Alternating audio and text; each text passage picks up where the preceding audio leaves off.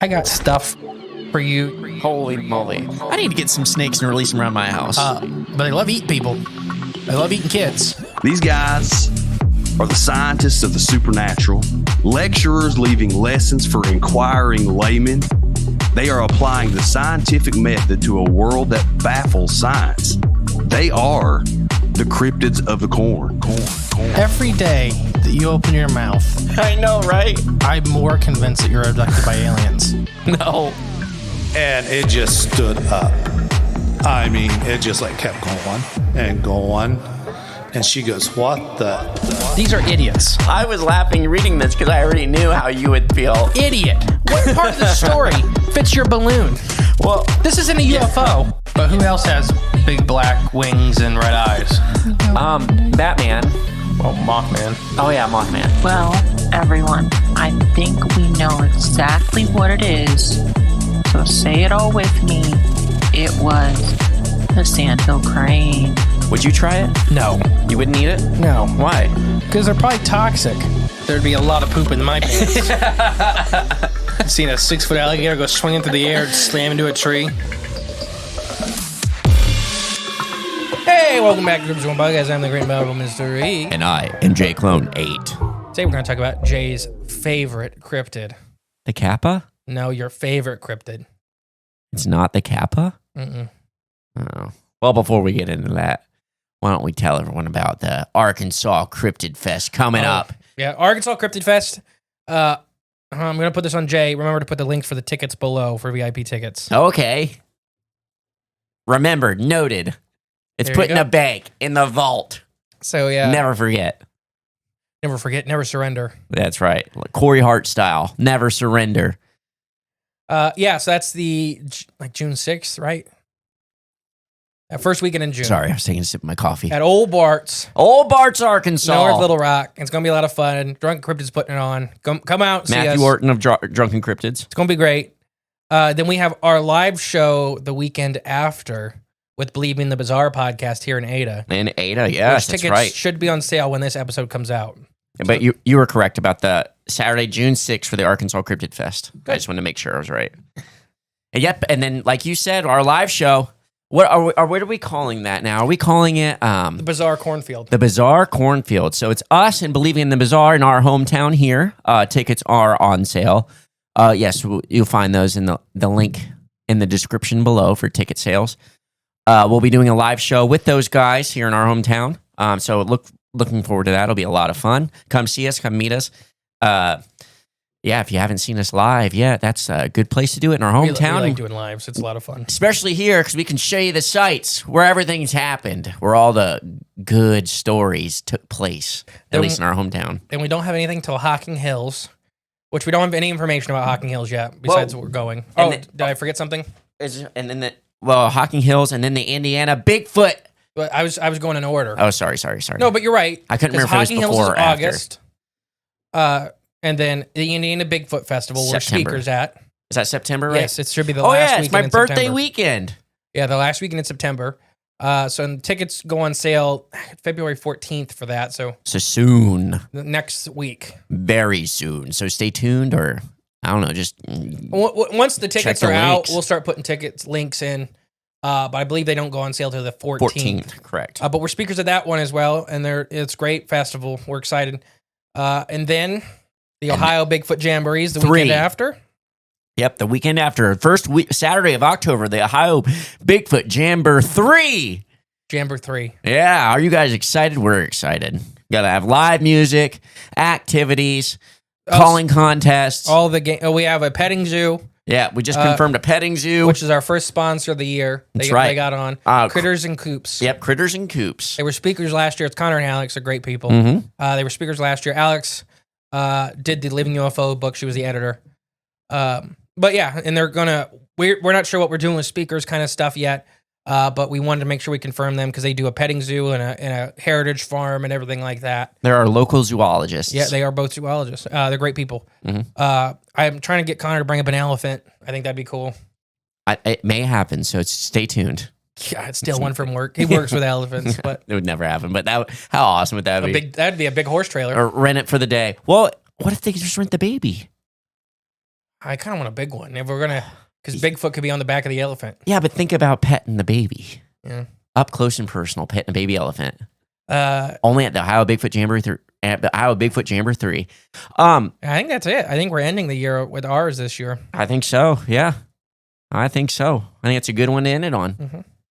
But yeah, that's all the events we have planned right as of now in this We're moment. working on more live shows. Correct. So stay tuned for all that. But we want to push those big shows out there. The big three: the Hockin Hills Bigfoot, the Indiana Bigfoot Festival, and the Arkansas Cryptid Fest. If anybody wants to be a sponsor for the Ohio Bigfoot Jamboree, please send us an email. We're not going to be selling very many tickets this year. Like we're definitely lowering the price and trying to figure that out. So sponsorships are going to be how stuff gets paid for. Yep. So if you want to sponsor or you have an idea or like even skills or things you want to donate, so like Critters and Coops is donating the petting zoo. That's their sponsorship. Mm-hmm. We did that with a couple people last year, which we were reaching out to this year again. So if you want to be a part of the Ohio Bigfoot Jamboree, anything you have like that, let us know. Right. And if you want to pay the funds to get Jeb up to get his own booth here at the Ohio Bigfoot Jamboree 3, just email us. Let us know. Somebody go pick them up. We'll start a fundraiser. Is Yep. anybody coming from Kansas City, Missouri? I don't know. But yeah, so did you figure out what the cryptid is yet? Oh, was there hints? No. Oh. It's your favorite cryptid. Oh, yeah, that's the hint. My favorite cryptid. And it's not a Kappa. No. Well, shoot, I don't know. Blemmyes. We're doing Blemmyes? Mm-hmm. I was just talking about Blemmyes the other day. I know. You never shut up about them. I love Blemmyes. Blemmyes are real. They were real. I think they still are out there. We're going to talk about that. Let's do it. A Blemmie, or the Blemmies, oh gosh, I'll try to pronounce it. You want me to try to pronounce it for ancient Greek for you? Oh, sure. Blemmyes, There you go. in Latin, is Blemmy, but not spelled like Blemmies. Yeah, it's Blemmyes spelled weird to begin with. Yeah. I don't think, besides the extra E at the end, it's not spelled that weird. No, it's not. But the extra E is what makes it all look weird. Yes. It's like Blemmyes. It's like Blemmyes. They were an Eastern desert people who appeared in written sources in the 17th century BC until the 8th century AD. Okay. So, almost 1,000 years. Mm-hmm. By the late 4th century, though, they had occupied Lower Nubia and established a kingdom. From interceptions in the Temple of Isis in Philia, the considerable amount is known about the structures of the Blemmyes state. Mm. Did you know all this before? Considerable. I knew there was supposed to be like a lost tribe of them in Africa. Yeah. That's about the extent they were of- occupying Lower Nubia. I can't ever say it right. I think it's Nubia. I think Yeah. that's it. It's where Nubian goats are from. Ah. So Nubia. Lower Nubia. But yeah, they found ideas and descriptions of them from the Isis temple. The Blemmyes are usually identified as one of the components of the archaeological X group culture that flourished in late antiquity. Their identifications with the Baja people, who inhabited the same region since the Middle Ages, is generally accepted. Mm. So there was a group of humans that supposedly occupied the same land that the Blemmyes did. Co-inhabited. Mm-hmm. Any questions so far? Oh, no. This is all... I know this is all factual. Actual factual. I'm reading off of Wikipedia because I couldn't find anybody that took it extremely seriously. Oh, this is off Wiki? Mhm. CIA website? Mm-hmm. Well, Blemmyes working there, so this is written by Blemmyes for Blemmyes. Maybe. No, they keep... They do have them working there, but involuntarily. They're indentured servants. I think they run the CIA. I don't know. I think they use the Blemmyes and control them. Mm. Origin. So around 1000 BC, a group of people referred by archaeologists as Group C migrated to Lower Nubia. This is between present-day Aswan and Wanda, a settlement in the Upper Nubia. So yeah, there was a group of people that we don't know a lot about. They were just called, archaeologists call them Group C. Mm-hmm. Just because we have artifacts and stuff from them. We know they moved into the area, but we don't know much about them past that. Where they developed the kingdom of Nepta from 750 BC. For some time, the kingdom controlled Egypt too. Surprisingly, its 25th dynasty, contemporary with the archaeological remains of another culture group, the Pan-Grave people. They have been identified with the Magi of written sources. Sites related to them have been found in Khor Abbat, in Iraq, in the heartlands of present-day Bahi, which is in Africa. Yeah. Evidence suggested that only a minority of the Pangrave people lived in the Nile Valley, where they existed as small enclave communities among the Egyptians in the sea group populations. So yeah, they were all mixing together, Okay. being primarily used as desert scouts, warriors, and mine workers because they were slaves. Yep. See, they're still using them. Mm-hmm. They view them as... No. The other group, the Pangrave people, were being used as slaves Oh, okay. by the Egyptians and the sea group. Not the The Blemmyes. Blemmyes had slaves. They had slaves? Yes. Oh my gosh. No. Don't talk about the Blemmyes that way. No. I don't know why you're being such an apologist. I think we gotta describe too what are Blemmyes. They're humanoid. Oh, we'll get to that. Well, okay. Well, Go ahead. They're humanoid. Well, I mean, they're like human-like people. We'll They're just say headless that. people. Yeah, they're headless, and their eyes and mouth sits in their chest and shoulder, like where their chest and shoulders are. So that's where their face would be. So, like for example, is it Hitmonlee, the Pokemon? Yeah, they look like the one that that kicks, not the punching one, the kicking one. I think it's Hitmonlee, right? Sure. He looks like a Blemmie. There's that big furry thing from like Looney Tunes and like I think he was in the Space Jam movie. He's a big furry like with tennis shoes. Mm-hmm. That's a Blemmie. They exist in our pop culture or just in our culture, like media culture with cartoons and all that fun stuff. They exist. So they're giving you hints that they were here. They're real. But little nuggets. They don't want you to know they're real. That's the thing. After 600 BC, Neptune, the sea group's dynasty lost control over Egypt, and they were then rather desolated in lower Nubia. They later were subsequently remains more or less without permanent settlements for 4 centuries. Yeah, so they lost Egypt in a battle, and then they pretty much were just pushed off to, like, they didn't live anywhere. No, they were just scattered, basically. After this, they were considered desert nomads. They were dust in the wind. Mm-hmm. They were dry. Also, lower Nubia during this time was starting to dry up, making the river valley agricultural very, very difficult to farm. I think that's what that Kansas song's about. It's about Blemmyes. So due to the climate change in this area, which was the river starting to dry up and everything like that, I'm just ignoring you. I know. I'm doing this episode for you, and you're not taking it seriously. I am taking it seriously. They're dust in the wind. Due to the climate change, the level of the Nile had been lowered to a degree in which only can be compared to at the beginning of the 1st century AD, when the water wheel had been developed. Basically, they were slowing the river down so much. Huh. From their water wheels in there? Yeah, all the power that they were, harnessing from the river. Yeah, that they pretty much dried it up. Until then, the area was only subsequently populated by desert nomads. Politically, it was a sort of no man's land where caravans, unless they were provided with considerable escorts, were almost always attacked by bandits and Blemmyes. No, come on, take that out of there. Blemmyes would never attack. Etymology. The etymology first proposed by Joseph Harvey connected the name Blemmyes to the modern Baja term Blemmyes, desert inhabitant nomad, derived from the Blemmyes Desert. I didn't know that. So that's where the word modern day word Blemmyes actually comes from. The desert. Is Blemmyes, which is the Baja peoples for desert inhabitant / nomad. Oh, okay. Because that's probably where they were forced to be. Yeah. Yeah. Any questions so far? What do they eat? Nothing. How do they eat? They don't. Okay. Well, that makes more sense then, too. Supernatural beings. In cultural and military prowess, the Blemmyes started to grow to such a level in 193. The ruler of Niger asked the Blemmyes king of Tibus to help him in a battle against the Roman Empire. Ooh, the Blemmyes king. Mm-hmm. Now we're getting the interesting stuff. In 250, the Roman Empire, Decius, put in much effort to defeat an invading army of Blemmyes. Wow.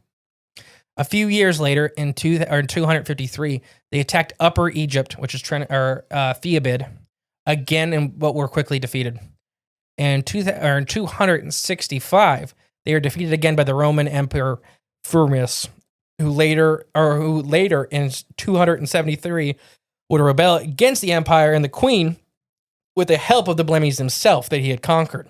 Now, where is this written? Like, where is this is this historical, like, fact? Yeah. Where? What do you mean where? Like, This is all kinds of historical documents. so they are real. I'm not saying, I never said they weren't real. I think you have. Well, I'm pretty anyways. sure you adamantly said that. Now, I was leaving out the description of them on purpose. Oh, okay. Okay. My bad. Because I was going to do all the history and then tell you where the description came from. Because until this point, they are just people. Right, they are. They're just people. They don't look like anything like Blemmyes today. What, before? During this, all the stuff I was going to read, Mhm. they are people. They are a group of people. Yeah. They are not headless. What are they? They're just guys and gals. They got, like, shrunken necks? No, they're just people. Like that guy you can't choke? Yeah, that was a lady, but yeah. Oh, was it? Yes. He grabbed me by the neck. No, not that one. No, And not everybody's that. like, No. you're a liar. I'm talking about the guy who was on that reality show. His, like, neck is 4 feet around. I don't know. He's just can't. He's impossible to choke. But yeah. Hmm.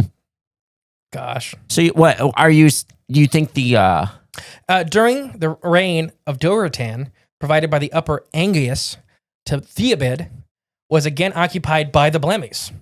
And in 298, Dociltan made peace with the Blemmyes tribes, agreeing that the Romans would move its borders north of Fia and would pay 2 tribes an annual gold stipend for peace treaties. The Blenny thing, Pomus Meli and Pliny the Elder were really the ones that were credited describing them as headless beings with their face in their chest. okay? Nobody else really mentioned that.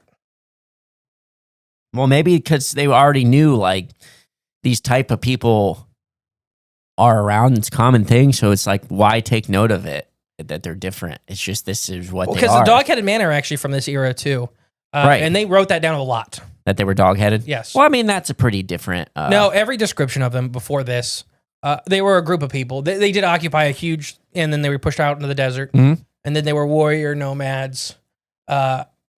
We'll talk more about Pliny the Elder and maybe where that came from. But Pliny the Elder is a huge factor in a lot of modern day mythologies, like even Atlantis. That name is very it's spoken. Synonymous. Yeah, it's spoken a lot. Multiple researchers have proposed that the language of the Blemmyes was an ancestor to modern Baja. And nubiologist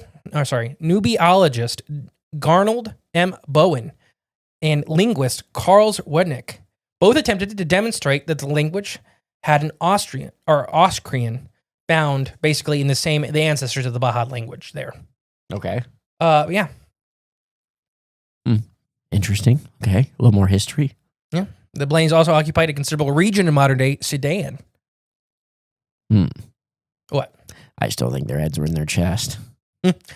There were also several important cities, such as Forest, Calabar, Belen, and Ebia. All were fortified with walls and towers with a mixture of Egyptian, Hellen, Roman, and Nubian elements.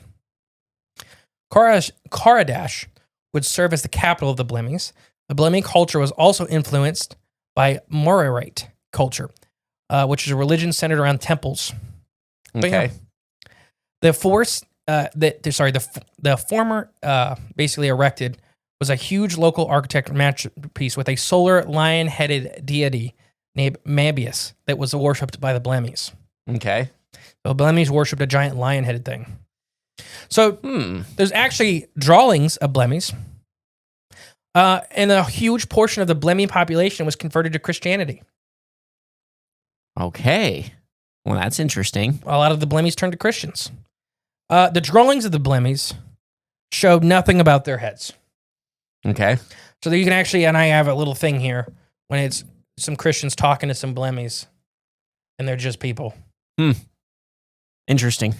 So the actual thing with Blemmies and with the head and the chest thing, Okay. there's a couple ways it could have gone. One thing is that Pliny maybe mistranslated something. Meaning, That when it's, Blemmy translates roughly to, let's say, desert dwelling nomad. yeah. Maybe he mistranslated it to something with the head, with their looks. Okay. There's also some things with Pliny exaggerated. So, okay. Or changed some things. Or would mash a couple things together. Okay. Because the Blemmyes had a very, very big, important role in the history of Africa. And that he could have done this stuff. Another one is that it was a nickname of the Blemmyes. Basically calling them dumb. They had no head. Okay, gotcha. I understand. And it was mistranslated later. As headless. Headless. Yeah. And that's kind of what the big thought is right now, where later on the idea of Blemmyes not having a head came from. Because most of the paintings you see are from like the 14th century on. Well after, almost 1,000 years after the Blemmyes were a people. Were Roman, had their civilization and all that, yeah. Their structure. So for about 1,000 years when Blemmyes had a society of some kind, they were almost always depicted as just people. Okay. And then about 1,000 years after that is when you start seeing the headless thing. The cartoony version stuff. Yeah. And they start appearing on the edges of maps and stuff like that. Yeah. And the idea is that, like I said, whether it's a mistranslation or somebody just up a story where, the Blemmyes were in a battle, but it was better, though, if they were headless. They were these monsters. Makes them more, not human. Yeah. And then there's also the idea that maybe it was a derogatory term for them. Over 1,000 years had become their identity of calling them headless or brainless or dumb. And then, through the telephone game, it just became that they were headless. Yeah. And their heads were in their chest or whatever. I mean, I can see that as being like a derogatory thing that just kind of took on a life of its own, especially after the fact, as time goes on. We're talking, like I said, they were, what did I say? From like 800, I can get it pulled right back. Well, you said 197. Well, that's when they 80. were super active. But I'm talking 7th century BC, before Christ, to the 8th century AD after death. So almost they were... It's not after death. That's what I'm going with. I don't care. It never was that. I don't care. It's like a Latin thing. But anyways, so like 1,000 years, they were active. But that 200 years after AD is when they were really like in a lot of battles. They were written about.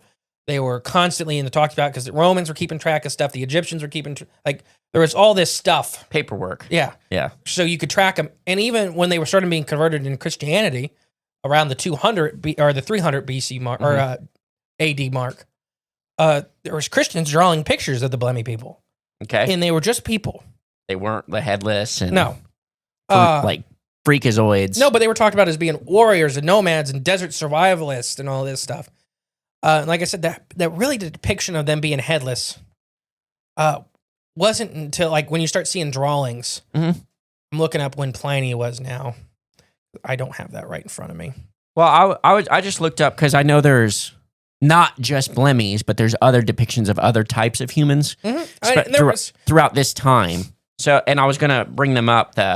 So I found like a picture that shows, or an old engraving from the 1500s that talked about, or that shows the different types of humans, and starting with the monopod or the cyapod. I think we talked about them on like where the season wheel 1 or of 2. human feet. Well, no, it's just one Bigfoot. Oh no, okay. I'm thinking there's another one that's like a wheel of feet. Yeah, yep. I don't have that one listed, but I know what you're talking about.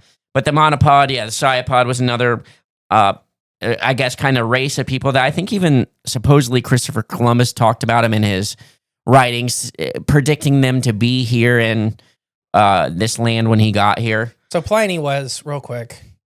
Sorry, I just had it. Now I lost it again. He died 79 AD. So he was during the heart of this stuff, talking about them being headless. Oh, he died in 79 AD? So he was right before the battles with all these started talking. Like, well, yeah, when they were in the height of their... I don't know. That kind of throws a wrench in things a little bit. But Pliny, I mean, it depends on who you're talking to. Right. How they feel about Pliny the Elder. Right. Because there's a lot of stuff he said that may have not made any sense.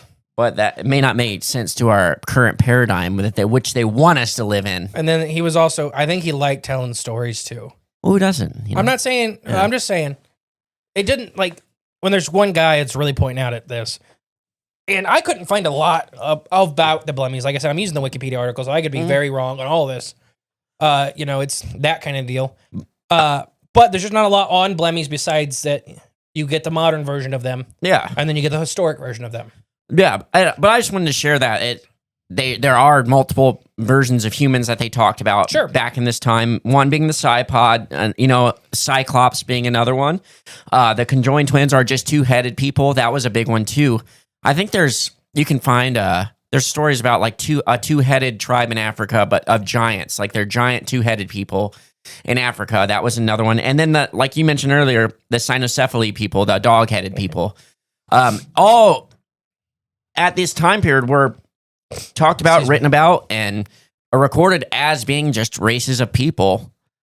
So are we looking back like at the game of telephone where these races of people have been changed to, I guess, more or less, looking back at them being viewed as freaks, different types of just odd humans that shouldn't be real? Or is that personified where they were just normal people, but they were different, and that's how they put them down in like a different class, like a social class, just because the way you talk about or depict them? Because that's how that's how society works today, I believe.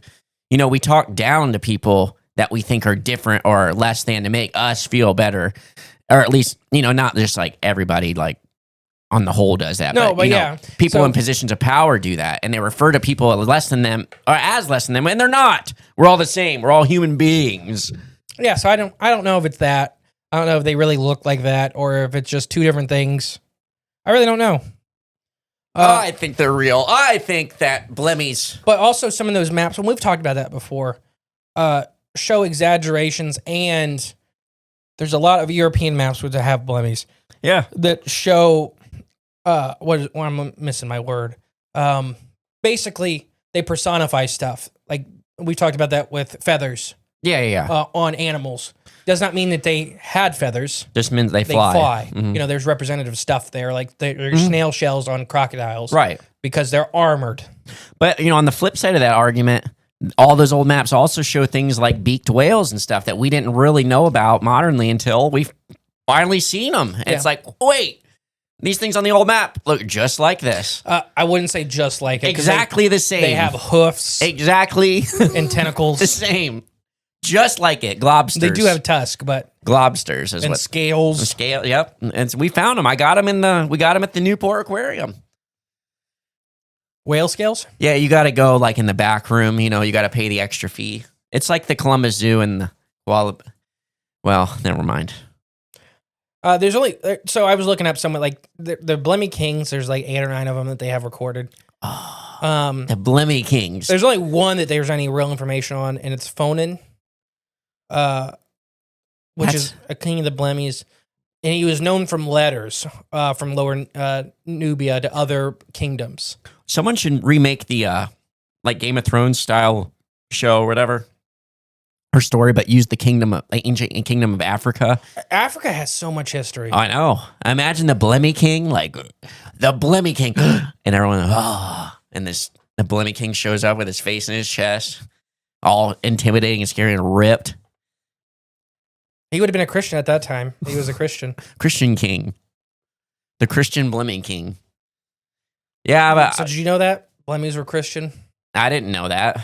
But was it the good ones or the scary ones that like conquer and destroy? You know what I mean? At that time, probably a little bit of both. Yeah, probably, especially in Africa. Yeah. No. Christianity started in the Middle East and Africa. Did it? Okay, yes. okay. I'm thinking like Christian, like conquistadors, like. No. That was 1,000 years after. Well, you know what I mean. That's what I meant by the bad ones. No, yeah, like that was conquer by force, and you will succumb to this religion, or you'll be in the ground. Like Genghis Khan style. Join us, and you're fine. Yeah. Because Christianity is and we'll dance on has your a lot bodies. of its like roots in like Ethiopia. Like I believe the Ethiopian Bible is one of the oldest. Yeah, you're right. Actually, now that I think about it, there's a lot of. Because look at where the Middle East is. Look at where Jerusalem was. Look at where. they were dealing with Romans. Mm-hmm. You watch the show The Chosen. The Roman Empire was the force over top of everybody at the time, and the Jewish communities still ran communities under the guise of the observation of the Roman Empire. Okay. And this is where a lot of the problems came from, what Jesus was causing for people. Because he was stirring stuff up. Right. Exposing truth. Oh, I agree. Light to darkness. But yeah, if you watch that docudrama, it's pretty good. But that's the thing that like Christianity was in Africa well before it was in Europe. Well before it was a white people religion. Because that's something I've heard a lot is, Christianity is a white people religion they force. And no, it was founded by brown and black people. Yeah. I can see like modern day versions of it, being 100% that. Like, white people, where people refer to it as like... If you look at where Christianity is still huge in Africa. I mean, it's I meant modern versions, you know what I mean? Where I guess things can be perverted. Not everything. Like, everything. yes. It's nature. It's the nature of the beast. Anything else to add for Blemmyes? I just think Blemmyes, I think there's something weird with them appearing on a lot of old maps, a lot of old literature. I think there's something on to it. They're still depicted, like I said, in modern day film and I want to say cartoons, but just animations. Blemmyes are they pop up here and there. They're still popping up here and there, and I just don't know why. If that's just something in the subconscious that it just needs to come out. There's just something odd about these Blemmyes and their history, and it's cloudy. I can find no real credible information on them, just so everybody knows. So I mean. And that doesn't mean that they're not real or they. No. I like to pick on you about them just because. Right. Yeah. I think they're fake, but I think though sometimes when information, especially modern, we feel like we have the access of the internet, at our fingertips, so we have all the knowledge in the world just at our just right at the tip of our fingers. Right now, we can have it. So we feel like the internet's all knowing and everything's true that we can find on there, but.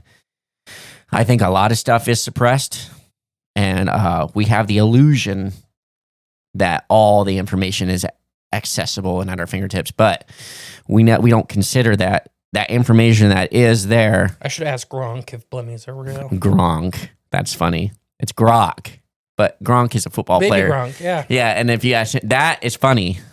I'm going to ask him. That would be funny. I messaged him on Facebook. Someone should do that bit because that's Ask Gronk about all this stuff and see his. I like him. I think he's funny. He's like just a big meathead, but something about it's fun. I like him. He was a tough guy. But yeah, I don't know. I just think there's a lot of information on the internet is. You want me to read you can be skewed or convoluted or just to keep your brain and your way of thinking between the goalposts is where they want you. But yes, go on. What does Grok say? So this is Google, the Google AI. No, Blemmyes, as headless monsters with faces in their chest, are mythical, but are based on the real North African tribe ancestors of the Baja people or Baja people. They exist in ancient times, whose names became associated with the monstrous tales of stories spread and became exaggerated. Likely from travels misunderstanding warriors with shields or unfamiliar appearances. Yeah. What I think it is, though, like I said, I mentioned all those different races of humans before. I do think, consider this. I think this could be a possibility. Is that humans? We have the same brains as we did before. Nothing's really changed, in my opinion. And I think we're just as smart then as we are now. The only difference now is we have access to technology and we're living in it. We're actually alive now to see what's going on modern day. We don't know what truly happened in the past because we weren't there. It's all based off someone else's description and writings and history that they jotted down. Doesn't mean it can't be changed or manipulated. So I think back in the past, we did have access to genetic manipulation and people were there creating subspecies of human to perform maybe it was to have like a slave class or, like an indentured servitude class. Because at that point, they weren't fully human. They were just hybrid monstrosities like Blemmyes or dog-headed people or even... like the monopod people, the cyapod people, or even Cyclops, who knows? But I think they could have been genetically manipulating people back then. And they were creating races of humans, slave classes, different, just people that were completely different. So you could easily identify them as being, part of that lower class of humans because they weren't really humans, at the end of the day. So they created all these people, and then, eventually stuff happens. They break out, they revolt. That's what happens. That's what happens when people are suppressed and pushed into a box for so long. They revolt. So they got out and they formed their own tribes, and these tribes existed on the outskirts of civilization. They were just there, and people would run into them every now and then, and that's where they showed up on maps. That's where they were here and there, and that's why our history wants to suppress them, because they don't want us to know that we had technology in the past, that we could do genetic manipulation. We're not the most advanced race of human that ever existed. We're always been the same. That's what I think. Blemmyes. I don't think Blemmyes are real. Well, you have the right to be wrong. So do you, which you are. I mean, that's for God to decide at the end of the day. Can't wait to ask him. It'll be like the third question. He's like, no. Were Blemmyes real? And what if he said? What if it was yes? Like there was one time because a rock fell on this kid's head and squished it in. And he lived for like 10 seconds. And he lived for like a couple of years because they kept giving like a couple of years crushed grapes into his hole. Yeah. I was just his spine compressed into his body. His whole head was for about 10 seconds. And then he, unfortunately. They found his skeleton and it looked like SpongeBob SquarePants. SpongeBob is a Blemmyes. I've been the great and powerful mystery. And I've been Jclone8. We'll catch you next week, guys. Bye. Hey guys, thank you for listening to Cryptids the Corn podcast. Remember, the best way to support the show is share it with a friend. But if you are craving more of the J clones and more from Mr. E, there's always extra content on Patreon and our paid member space on cryptidsofthecorn.com. We'll catch you next time with more exciting, fun, and informative information. Bye.